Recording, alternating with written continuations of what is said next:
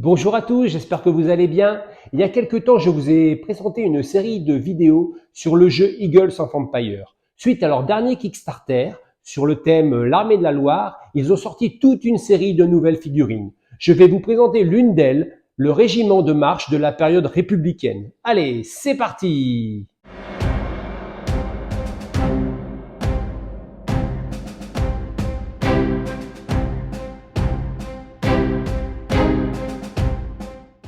On se retrouve à l'atelier pour découvrir cette nouveauté dans une pochette zippée caractéristique de cette gamme.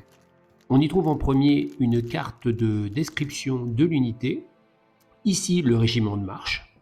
Du côté verso, on y trouve les caractéristiques de l'unité, puis un petit historique que je vais vous partager. Après un mois et demi de guerre, le 2 septembre 1870, la défaite de la bataille de Sedan amène Napoléon III à la capitulation, et c'est la fin du Second Empire. La Troisième République est alors proclamée à Paris, et sa première action sera de déclarer à nouveau la guerre à la Prusse.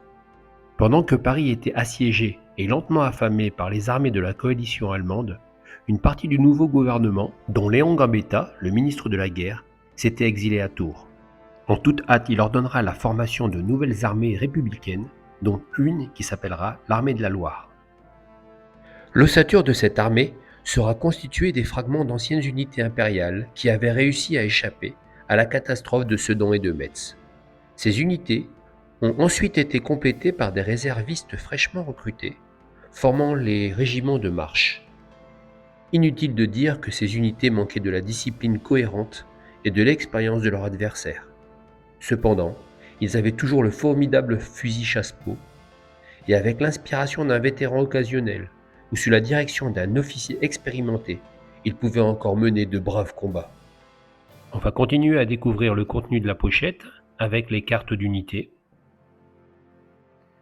Donc elles permettent de les avoir sous la main pendant la partie, avec toutes les caractéristiques, donc par exemple les unités de mouvement, la distance de tir, la capacité de tir, la capacité de charge, la capacité de défense, la force de l'unité et les habilités spéciales. Et personnellement, je trouve cela très pratique et j'adore la finition de ces cartes. Maintenant, on va enfin découvrir les figurines. Toutes les figurines de Eagles of Empire sont emballées dans le même type de pochette rigide, pochette de transport zippée, bien pratique. On a donc dans cette pochette 16 figurines, certaines sont identiques. On a aussi un officier et un porte-étendard. On va aller la regarder un petit peu plus dans le détail. Le fait d'avoir un officier nous permet de monter une section composée de 2 escouades. Une escouade étant constituée de 7 figurines. On va découvrir les 2 premières figurines de la première escouade. Ils portent tous les deux le fusil chasse-peau 1866, le fameux fusil français. Ces soldats portent aussi le sac à dos de campagne bien chargé, avec tout le nécessaire pour monter le bivouac et les ustensiles pour la cuisine. Ces 3 figurines terminent la première escouade. On peut voir des poses très dynamiques, en plein mouvement. Moi j'apprécie beaucoup. Ces figurines sont très détaillées. Comme les armées républicaines se sont battues pendant l'hiver, vous pouvez remarquer que certaines possèdent des peaux de bête pour se réchauffer, d'autres ont le col remonté, certains ont même des foulards enroulés autour de la tête. Les régiments de marche avaient à peu près les mêmes uniformes que ceux de la période impériale, sauf l'absence d'épaulettes. Un M pour régiment de marche était porté quelquefois sur le képi. La couleur du manteau, un peu plus sombre que celle réglementaire.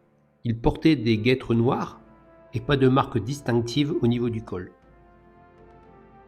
Et voilà, la vidéo est terminée, j'espère qu'elle vous a plu. Si c'est le cas, n'hésitez pas à partager et à liker. On se retrouvera pour une nouvelle série de vidéos. Je vais vous parler des armées bavaroises, mais aussi du livre de scénario sur l'armée de la Loire. Allez, je vous dis à bientôt!